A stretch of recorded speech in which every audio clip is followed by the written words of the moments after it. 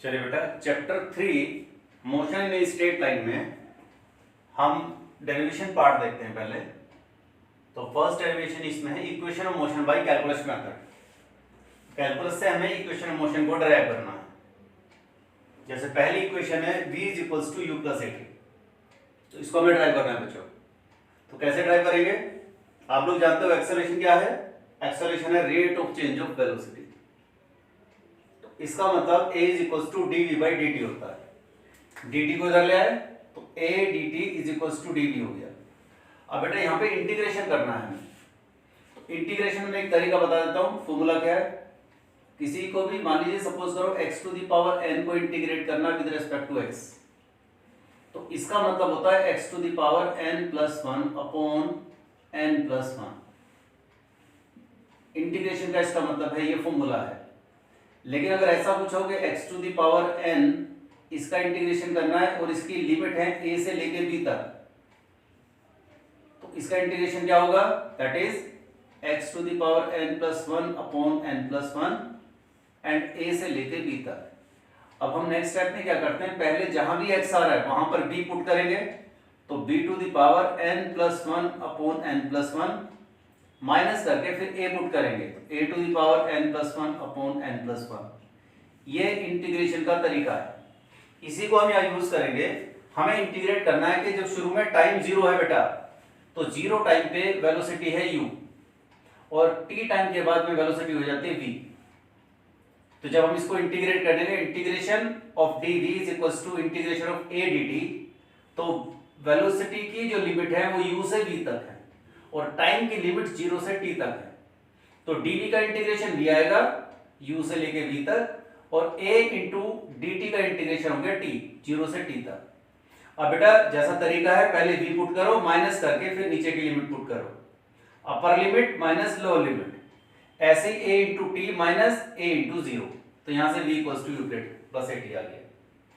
इसी तरह से सेकंड इक्वेशन के लिए बेटा s is equals to ut plus half a t square. इस केस में भी हम v से स्टार्ट करेंगे। v is equals to rate of change of displacement, तो dx बाई dt, तो यहां से dx is equals to v dt, और v की जगह हम ये पुट कर देंगे u प्लस ए टी। अब इसके लिए देखिए, यहां पर वेरिएबल x है, यहां पर वेरिएबल t है, तो जब t जीरो है उस वक्त डिस्प्लेसमेंट जीरो, और जब t टाइम हो गया तो उस वक्त डिस्प्लेसमेंट हो गया s। तो बेटा इसको इंटीग्रेशन में डालो, तो इंटीग्रेशन ऑफ dx जीरो से लेके s तक और टाइम की लिमिट जीरो से लेके t तक। उसके बाद सेम dx का इंटीग्रेशन x, और यहां पर u का u इंटू dt, u का इंटीग्रेशन, u तो कांस्टेंट है, तो dt का इंटीग्रेशन t, और इस t का इंटीग्रेशन t स्क्वायर बाई 2। उसके बाद बेटा upper limit minus lower limit कर दो, s equals to ut plus half a t square आ जाएगा। इसी तरह से तीसरी इक्वेशन है v square minus u square equals to 2s। इसका इंटीग्रेशन करना है, इसको एक्सेलरेशन से शुरू करो। एक्सेलरेशन है dv बाई dt, लेकिन बेटा इसको dx और dx से ऊपर और नीचे मल्टीप्लाई डिवाइड दोनों में कर दो। उसके बाद क्या होगा, हम लोग इन दोनों को एक साथ पुट कर लेंगे, dx बाई dt बन जाएगा v, और बचा क्या, dv बाई dx। इसके बाद dx को इधर ले आओ, adx is equals to vdv। अब यहाँ पे दो वेरिएबल हो गए, x और v। तो जब x जीरो है उस वक्त वेलोसिटी मतलब इनिशियल वेलोसिटी u, और जब x डिस्प्लेसमेंट x हो गया, s हो गया, तो वेलोसिटी हो गई v, यानी फाइनल वेलोसिटी। इसको इंटीग्रेट कर दिया बेटा इसी को, तो इंटीग्रेशन में 0 टू s तक, 0 से s तक और u से v तक। उसके बाद में जो प्रोसीजर है, a इंटू x आ गया, v का इंटीग्रेशन v स्क्वायर बाई 2, और फिर upper limit minus lower limit कर दो, तो v square minus u square equals to 2s आ जाएगा। इसके बाद बच्चों फोर्थ इक्वेशन और है, तो हम फोर्थ इक्वेशन को ट्राई करेंगे अभी। बच्चों फोर्थ इक्वेशन है distance travelled in nth second. Distance travelled in nth second के लिए एक्सप्रेशन, ये थोड़ा समझ लेते हैं। मान लीजिए बच्चों कोई बच्चा यहां से चलना शुरू कर देता है, कोई व्हीकल चल रहा है इस तरफ, 1 सेकंड में यहां आ गया, 2 सेकंड में यहां आ गया, 3 सेकंड में यहां, 4 5 6। अगर आपसे पूछे 6 सेकंड में कितनी डिस्टेंस चला, तो 6 सेकंड में डिस्टेंस हो गई है बेटा यहां से यहां तक। और अगर आपसे पूछे 6th सेकंड में कितनी डिस्टेंस चला, तो 6 सेकंड में डिस्टेंस आएगी ये वाली 6th सेकंड में। तो आप कैसे निकालोगे 6 सेकंड में कितनी डिस्टेंस आई? तो पहले आप 6 सेकंड की डिस्टेंस निकालो, फिर 5 सेकंड में चली हुई डिस्टेंस निकालो, 6 सेकंड की डिस्टेंस में से 5 सेकंड के डिस्टेंस को माइनस कर दो, तो 6 सेकंड में जो डिस्टेंस चली वो आ जाएगी। तो यही हमें करना है। वेलोसिटी हम लेते हैं dx by dt, dx आ जाएगा यहां से v dt, v की जगह हमने u plus at पुट कर दिया। अब इसको इंटीग्रेट करना, देखो मान लीजिए t है n, तो उस वक्त डिस्टेंस है, जैसे मैंने यहां पे क्या लिया, t है मेरे लिए 6 है ना, यहां पे 6 है t, और t माइनस 1 क्या है 5। इसको मैं क्या t कह रहा हूं, इसको कह रहा हूं, इसको बोल रहा हूं n, इसको बोल रहा हूं n माइनस 1। तो t is equal to n second में डिस्टेंस कितनी sn, और t is equal to n minus 1 second में डिस्टेंस कितनी होगी sn माइनस 1। जैसे sn का मतलब है ये डिस्टेंस 6 सेकंड की डिस्टेंस, sn माइनस 1 का मतलब है 5 सेकंड की डिस्टेंस। तो आपने यहां पे पुट कर दिया, डिस्प्लेसमेंट है sn माइनस 1 से sn तक, और यहां पे टाइम है n माइनस 1 से n तक। अब इंटीग्रेट करो, x आ गया, इसका integration ut plus half at square हो गया, ऊपर की अपर लिमिट माइनस लोअर लिमिट, ऐसे करके आप फाइनली इस फॉर्मूले पे आ जाओगे। Distance travelled in nth second is u plus a by 2 2n minus 1। तो इस फॉर्मूले को याद रखें बच्चों, इससे भी डायरेक्ट न्यूमेरिकल्स बनते हैं।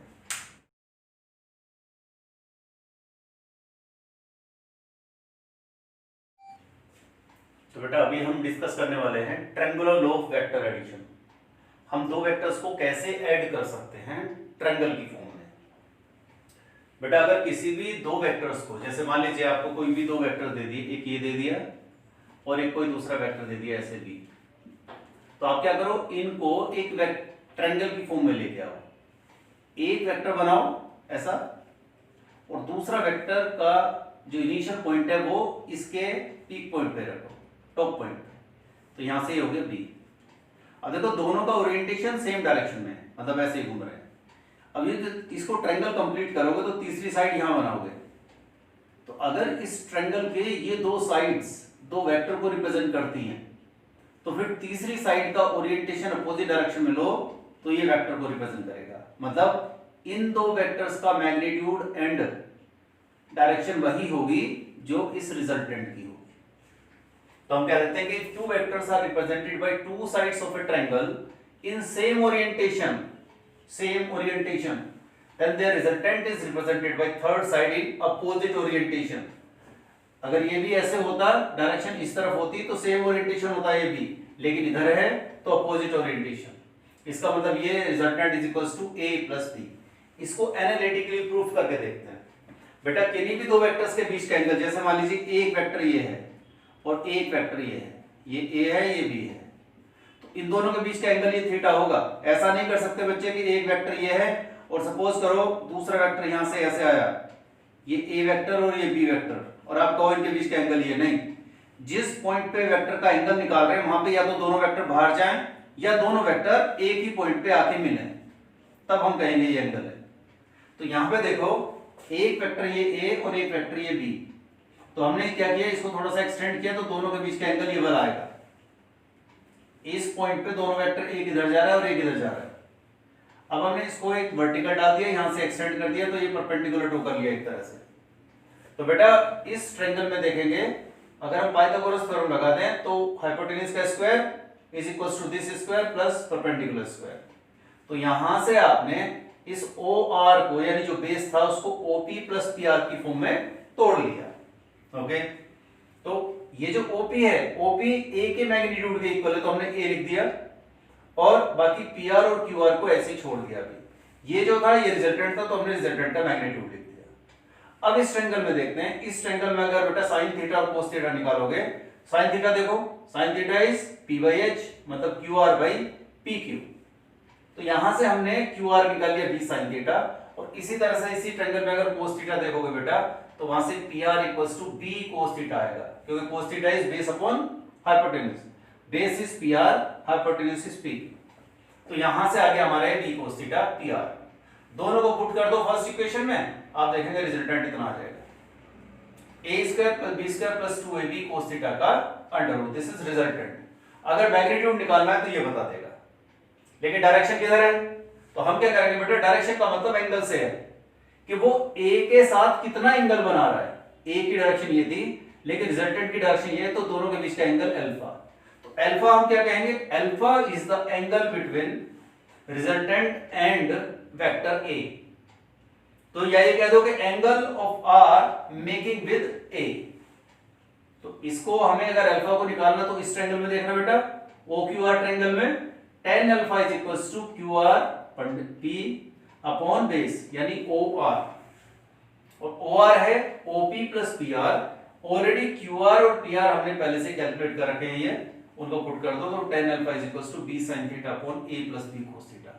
यहां से आप अल्फा कैलकुलेट कर लो तो आपको पता चल जाएगा कि रिजल्टेंट ए के साथ कितना एंगल बना है।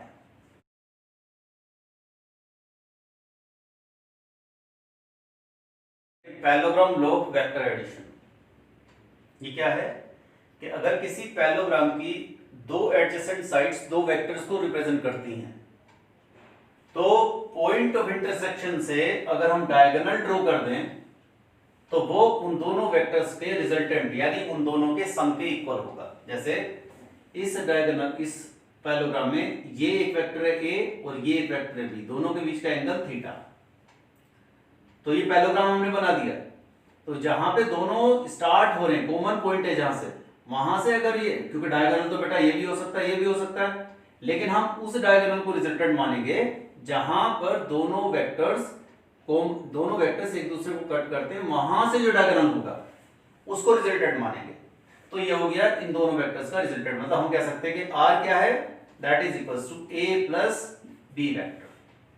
अब इसको एनालिटिकली कैसे करें, आप देखिए इसी डायग्राम को हम यहां पे ड्रॉ कर देते हैं और एक यहां से परपेंडिकुलर डाल दो इसके एक्सटेंशन पे, ये 90 डिग्री हो गया।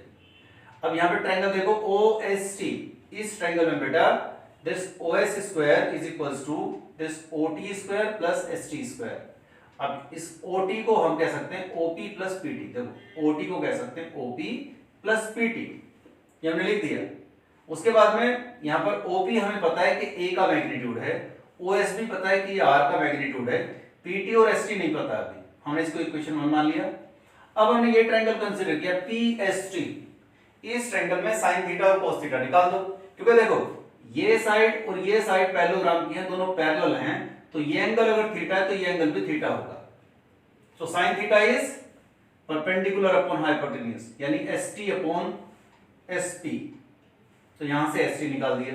ऐसे cos थीटा निकालो बेटा, base upon hypotenuse PT upon SP, PT upon SP, तो यहां से PT कैलकुलेट कर लीजिए। इन दोनों इक्वेशंस को उठा के रख दो फर्स्ट में, तो हमारे यहां से रिजल्टेंट आ जाएगा। तो रिजल्टेंट सिर्फ दोनों वेक्टर्स पे डिपेंड नहीं कर रहा, आप देख रहे हो थीटा पे भी डिपेंड कर रहा है। अब डायरेक्शन निकाल लिया रिजल्टेंट की, तो हमने कहा कि रिजल्टेंट की जो डायरेक्शन है that is making an angle alpha with vector A। अब A वेक्टर की जो डायरेक्शन बेटा वो इस तरफ है और रिजल्टेंट की इस तरफ है, तो दोनों के बीच का एंगल अल्फा। तो ट्रायंगल OST में अगर हम tan अल्फा देखें तो tan alpha is equals to PST अपॉन बेस OT, और OT होता है बेटा OP प्लस PT। यहां पे ये वैल्यूज हमने पहले फाइंड आउट कर रखी हैं, उनको उठा के रख दो, तो tan alpha equals to B sin theta upon A plus B cos theta. तो बेटा हम कह सकते हैं कि यहां से अल्फा कैलकुलेट करोगे तो that is the angle between resultant and vector A।